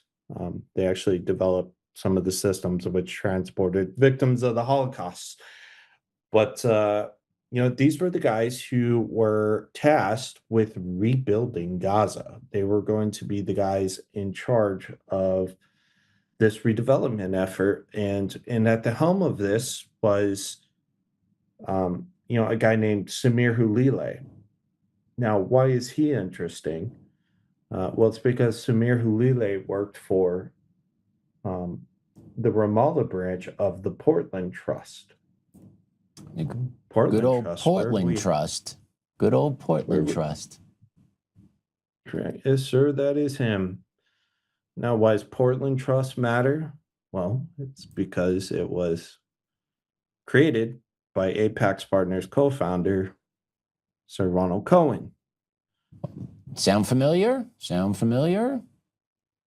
They all run together. Again, we implore your audience, go back and listen to those older episodes. But if we go down to the Portland Trust website, they openly state their plans. I mean, they illustrate everything. We're looking at their current projects, right? Is that the one we want? Well, we could do current projects, and there's also their blueprints for Palestine. Got that too here, buddy. I got you both. Yeah. Okay. So if we go here to the blueprint for Palestine, since we're on it right now, just one moment. We can see a lot of the activities which they basically have spent billions in tens of billions actually in investing. And again, this was a plan which was approved under Biden. Just with this alone, 3 billion annual GDP by 2030 was their projection. With these redevelopment plans. And if you go into the projects, you'll see both current projects and landmark projects.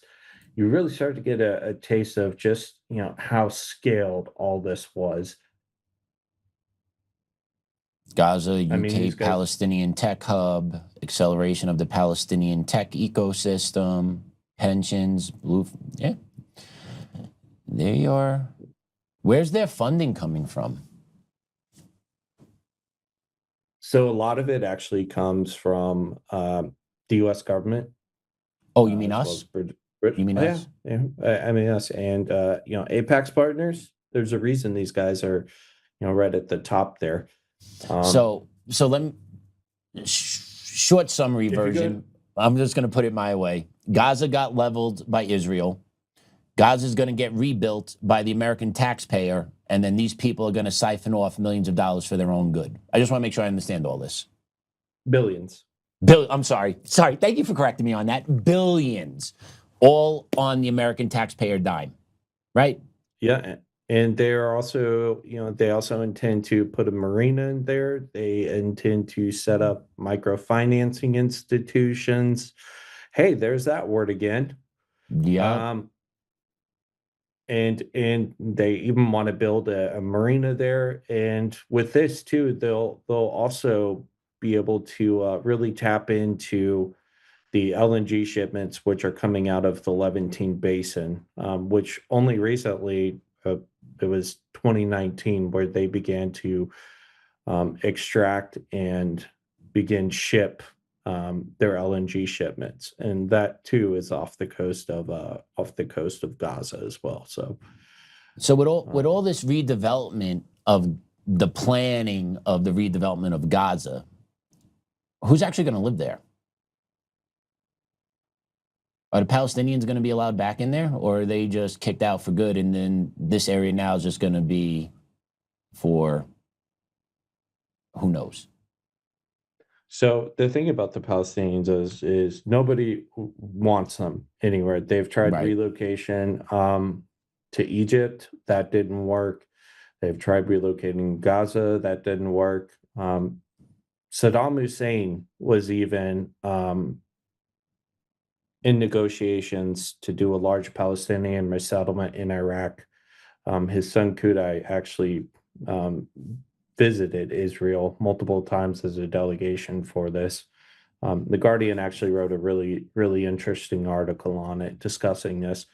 And again, that didn't happen. So chances are they'll probably stay there. They'll probably end up, getting a piece of the pie. But it's going to become, the case of the revolution, the useful idiots who wins after, the rebuilding is done. In this case, it's quite literally a complete rebuild of the system. And whoever controls that will dictate, what the demographics look like. Some people would say, oh, well, Israel wants to go in there as part of the Greater Israel Project, or the Palestinians want to go in there so they can, use that as new economic hub to push against Israel. So I really think it's just a different phase in the continuity of a very long conflict. I don't think we'll ever see it resolved in our lifetime, truly. But you never know, because the landscape for everything's really changing, and it's changing fast. I hear you. I'm sitting here. I'm sorry. Go ahead. No, I was just saying I'm always reminded of the average generation lasts 80 years. Well, we're only one generation and a half removed from the first powered flight, which only lasted 12 seconds in a freaking paper and cloth plane. Now we're having reusable rockets land that can send people to Mars, and we're only 120 years removed from that. Well, 1903, so 123. So think of where we'll be in another 50 years, especially at this rate of progression. And with all of this, all these plans that they have for Gaza and all these redevelopments, these are going to change as well. And some will become far more lucrative than some of the current plans they have right now. So I think what even they have proposed right now is probably just more of a result of bureaucracy and wishful thinking. Yeah, because reality gets a say in everything. And I think, that goes to your point, who's going to control Palestine afterwards? Well, that's going to be just, another dimension of this, ongoing conflict. So I think it'll transition from the streets. If they rebuild it, it'll transition from the streets into boardrooms. Gotcha. But when I'm sitting here and I'm hearing you discuss this, and I'm just thinking, we didn't do anything to Gaza directly. I don't believe we dropped the bombs. I don't believe we leveled them. But at the end of the day, the American taxpayer is the one that's going to be footing the bill. And then these Muslim extremists are going to be siphoning off billions of dollars for themselves on the back end of it. Kind of makes me pissed. It infuriates me. Is Israel paying for any of this also, or is this just all American capital that somehow became our issue to go fix it? Well, I mean, a lot of this came from the UN as well, which the UNRWA is a whole new Marbitar, that whole scheme, the jihadist infiltration there into the UN. So no, it's not just the US, but the bulk of it is coming from US taxpayer dollars. And you can tell by who was involved with Massa International. Just look at the names. Yeah. Yep. I know what you're Literally, saying. U.S. International Development Finance Corporation. Chemonics. I implore anyone to go inside the federal procurement system and just query Chemonics, and you'll see just how many billions and billions and billions of dollars they've gotten in USAID contracts. So just another example of people who really don't care about the American person. No one cares. No one cares about the money. It comes out of our pockets. We're the ones that are going to see the inflation from it, right? We lose resources when money goes elsewhere. That's the long and short of it, right? The pot's only so big, and when more and more of that pot goes elsewhere, there's less and less for the pot for the people here. And this is all is this not by design, just to bust out possibly the economic structure of America while enriching themselves before the collapse? Oh, certainly. I mean, that's certainly an argument one could make. And I think, part of this is also steeped in, the public's perception of, say like these forever wars, oil wars, whatever you want to call it. I would argue that those have now been, that model of fighting a war against, using conventional force to fight an asymmetrical force such as the jihadists, the mujahideen, whatever, al-Qaeda. I would say that model is largely, been exposed as a failure now. There's no more justification for forever wars. So I think they got what they could out of it, in particular, the Bush family, the Cheneys.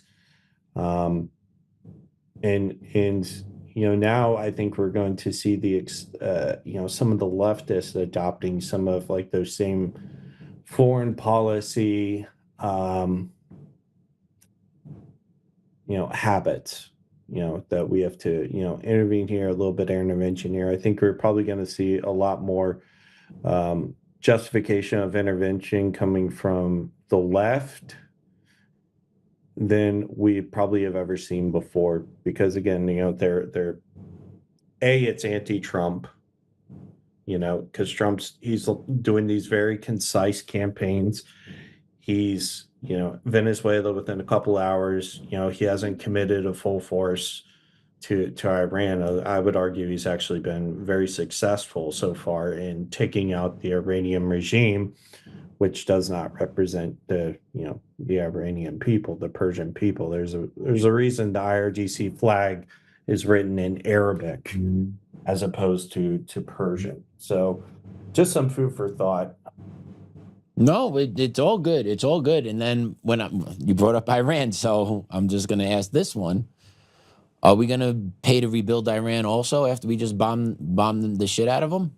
Is that also going to be coming on the American taxpayer dime? We pay for the war and then we pay to rebuild after the war? That's kind of how it goes, isn't it?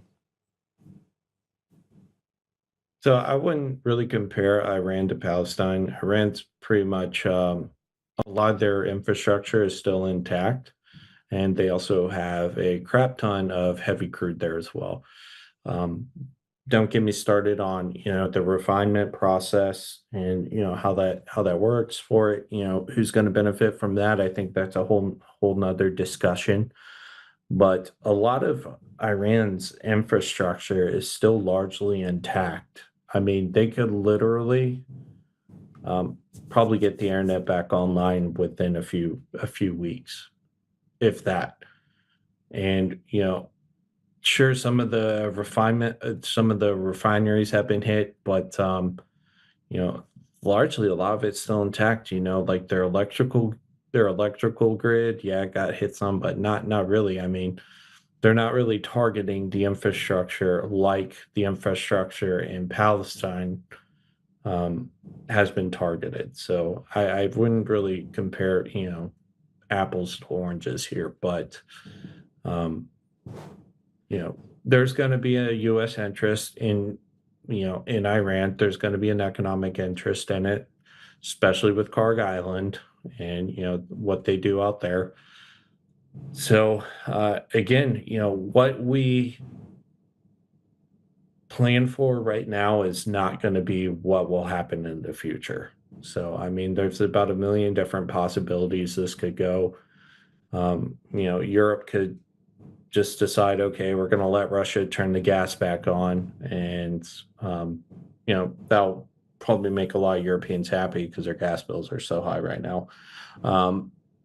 But there's just you never know, man. The world is a very anarchic place. You know, there's no grand scheme. It's just very transactional. And that's probably the one thing I will agree with Obama on is that that's probably far scarier for people to imagine than, believing that the world is controlled by like some, black robed cabal sitting, in this, dungeon from under the temple of Satan, calling all the shots. So I that's the think we way might I have. see I it. think we might have some viewers that disagree with that.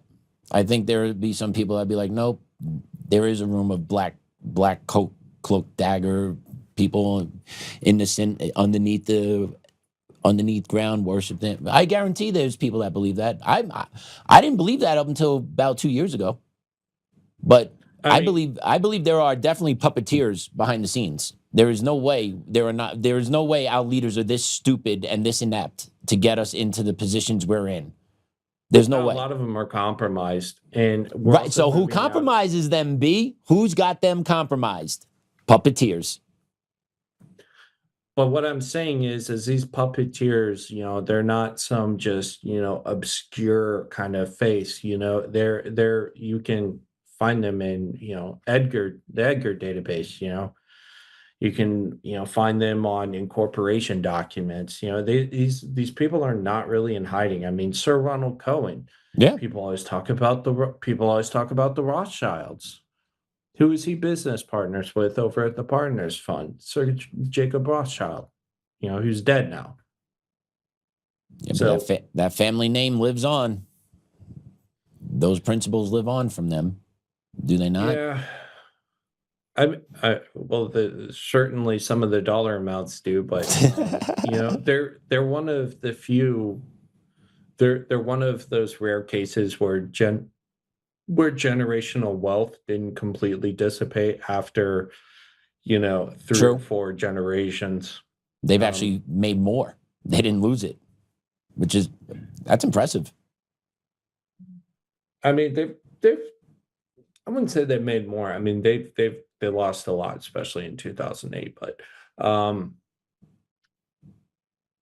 but I mean, again, I think we're getting off track here from what we were discussing for with Palestine and Gaza. We've definitely gotten off script for what we have planned for the show today, and talking about some more like these terrorist connections to this. But there is there's always an opportunistic angle to everything. And, again, these people are transactional. They'll connive with anyone to do anything, even if it, may screw over, someone else who they would consider within, this, I guess, cabal, as people would say it. But I think we're really, times are changing now because information is now so accessible. Literally, billions of people can be made aware of something within, a millisecond. Yeah, you just got to make that right clip that goes viral, that right fact that just hits people the right way, that resonates, and boom, million views in 2 hours.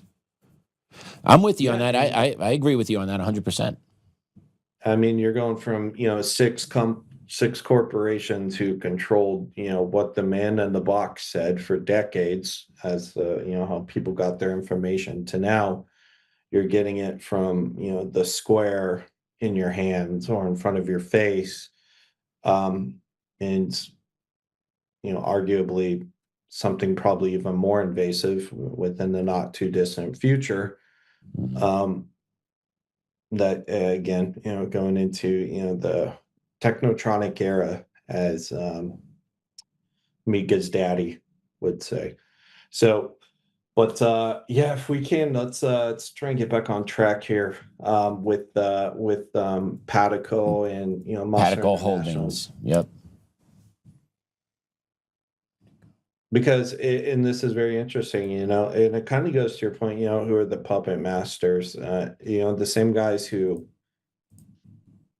conveniently funded a lot of the conflict to destroy, like that whole area geographically, are also conveniently the same ones who now stand to make a killing off of it when they are. So again, and unfortunately, the American taxpayer is going to be hit with a lot of those costs. Now, I will say this: I hope that that we can create something, that something is created, not us, not the U.S., but that something is created there, something that's stable. And I would implore the U.S. administration to look at creating a coalition of the willing, so to speak, for the Arab states, specifically through, the Arab League or the Gulf Coast Council, through their neighbors, who they all bomb, by the way, too. Yeah. Who have more of a stake in, the outcome of both Iran and Palestine. Not only like geographically and economically, but also like at a cultural level. And I think you're probably gonna, you've already started to see a lot of these radical jihadist entities, being offshored into, Western countries now. And a lot of these Arab leaders, this was, why they were so strict on it to a degree, within their own countries, specifically the UAE. Qatar, not so much. Qatar is actually very, very much financially involved with Pataco. As a matter of fact, Bashar Masri. We got their board of directors. Let's put it up. Yep. Right, yep. Patago board of directors. There you go. Yep. There's Bashar Masri right on top. And who is that? His son next to him, his brother, who's Sabi? Yeah, Master? It's his brother. It's his brother who's actually arguably even worth more. And that's his son as well. Oh, below him. Yeah. Hissam Masri. Wow. Yeah. Family-led business. And if you go into some of their other filings, you'll find links to the Makati family, which is the Lebanese PM, who's a big Hezbollah fan. And remember, Samir Hulile, who worked for Sir Ronald Cohen at Ramallah Bank, was also the cabinet secretary for the Palestinian Authority. in the mid 2000s. So he himself is very well connected, and he himself actually owns a business with the Makati family, jointly owns a business with the Makati family, which is registered in Jordan. And, I think the Makati family in one group is, probably a segment for another day. They're on the mind map, by the way, connected in with Iran cell in Grameen. But basically, what I wanted to highlight here with Patico is, in this Gaza redevelopment, is that I hope people follow this lawsuit closely. I think there's going to be a lot of information revealed within it. I think it's going to be dragged out over time. I think more people will be added to it, probably within the U.S. as well, as more information becomes publicly available. And there's a definite dynamic here. Bashar Masri was even alleged to have played both sides of the fence politically. He allegedly flew around one of the advisors to Trump's envoy on his aircraft to do a hostage exchange. And he was allegedly a critical part of this within the Trump administration with this hostage exchange. But on the same token, Samir Hulile, his mouthpiece, his puppet, who they had put in there to be the governor of Palestine, was the guy who actually physically walked into the Biden White House and walked out with Biden's blessing to effectuate this program, which would have very handsomely rewarded a lot of the friends, a lot of the mega donors for the Democrat Party. Specifically, again, Alan Patrickoff and Sir Ronald Cohen. So I think when you think about it like that, it's really easy to kind of see it now, and how these people kind of operate. Again, they're not operating in the shadows. They're very transparent about it. Just people get distracted. People have a tendency to want to just, cognitive bias to, reaffirm their position as opposed to be introduced to new, possibly even information which is contrary to their opinion on something. So I think if people just pay attention to it, just look at something objectively and think critically. I mean, Jesus, man, there are so many people who just they see something in that millisecond, that cognitive bias kicks in, and they just, bam, hit that like button, and retweet it, spread it out to like a million other people, without asking, where's the information coming from? What's the source of the information? Is it AI? For instance, one of the mainstream news channels, I'm not going to say which one, just literally aired an AI propaganda video, which again came from Mayor News, of the Iranians allegedly boarding another tanker vessel, Iranian Special Forces. And it was the most AI thing I've ever seen. And they put this up on a mainstream channel. And so this is where we're at. And I'm not, going to say I have the answers for everything, but if you just ask the question that I just alluded to, I think you'll get a lot of answers revealed. And I'm going to closely continue watching this Gaza situation, especially this lawsuit, Bashar Masri lawsuit, and all those involved with it, because while it may not be timely, for instance, right now, there are still ongoing 9/11 lawsuits, which are still being heard 25 years later, a quarter of a century later. So, but I think, I think this is really going to have some effects downwind politically. And I do think that the media will probably try and keep it out of the papers as much as possible. But, for Mamdani, these are the people who he was ordered to put into position, ordered by the likes of ICNA. There's a reason half of his cabinet are ICNA. He is a puppet for Ali Najmi, who created the Muslim Democratic Club of New York. He is a product of their environment. He is a product of their training and their conditioning of him. And he is one of many, and they are going to come in at the local level, and they are going to propagate the state level, and then they will move at the federal level. And he already he moved the needle in New York already. He got Hochul to agree to tax second homes that are worth more than $5 million. So he's starting it.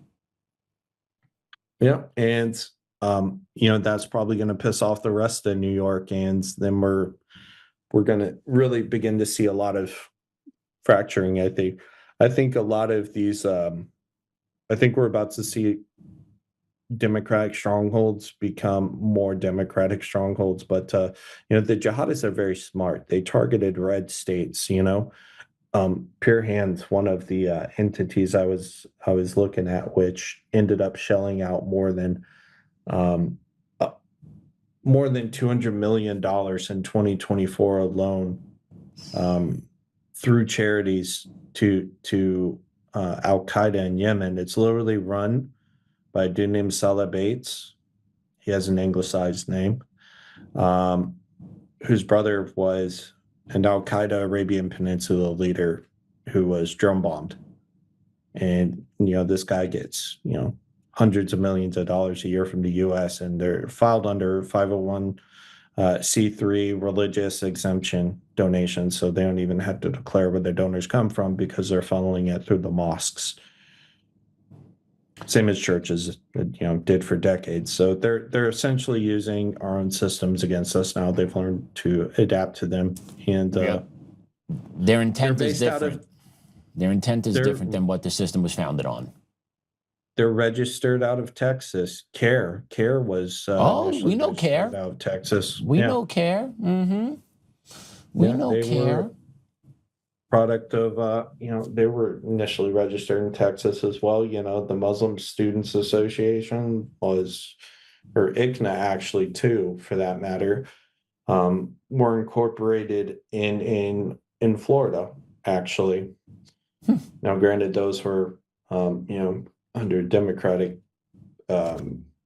leadership, administrations, but right. They're still incorporated there to this day.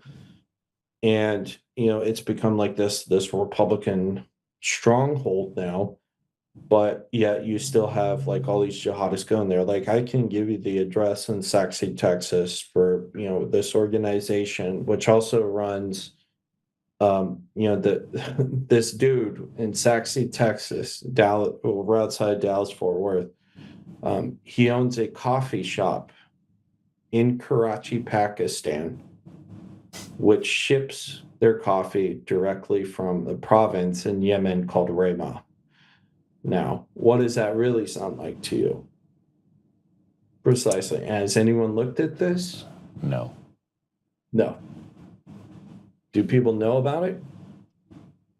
No, most people don't even know where Karachi is on a map. Mm-hmm. But I'll tell you what.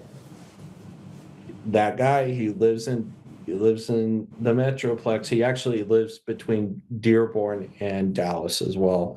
Dearborn, just give it to Canada at this point. No argument here. It's so hostile how they use our own system against us, and we don't stand up to shut it down. That's what I've noticed, is that they have learned to use our system against us, our language, our laws, our courts, against our own self-interests. And it sucks. And this is how they co-opted the left. See, the left is arrogant, but they don't have any type of moral baseline. They think they do, they assume they do, but they don't. And so this makes them very malleable when it comes to, people who actually do, people like, radical jihadists, say what you want, but they actually, and they have a baseline that exists outside of, their own subjective interpretation of, culture, laws, marks, whatever. They have so much books and literature and like such a rigid training program. It's an occult. It is. Really. It is. It's their religion. They have nothing else. That's what they hold up above everything else is their Marxist principles. And just a real short one, it's so blatantly obvious in your face. If you go to a public school and you talk about Christmas or your faith, you're in hot water. But if you go during Ramadan, Muslim students are encouraged to go to prayer rooms. They get Ramadan meals sent home with them because they fast during the day. And leftists are like, yes, that is what our society is supposed to do. And at the same time, the left say, yes, you shouldn't be talking about Christianity in school. That's not fair. But yet they don't understand that you need to keep all religions separate from church and state, not just keep Christianity out. You keep Islam out. You keep Judaism out. You keep Hinduism out, right? But they don't see it that way. They see it as a way of subverting what America was founded on, which is Christianity. And they want to target Christianity through the court systems, and that's what they've done.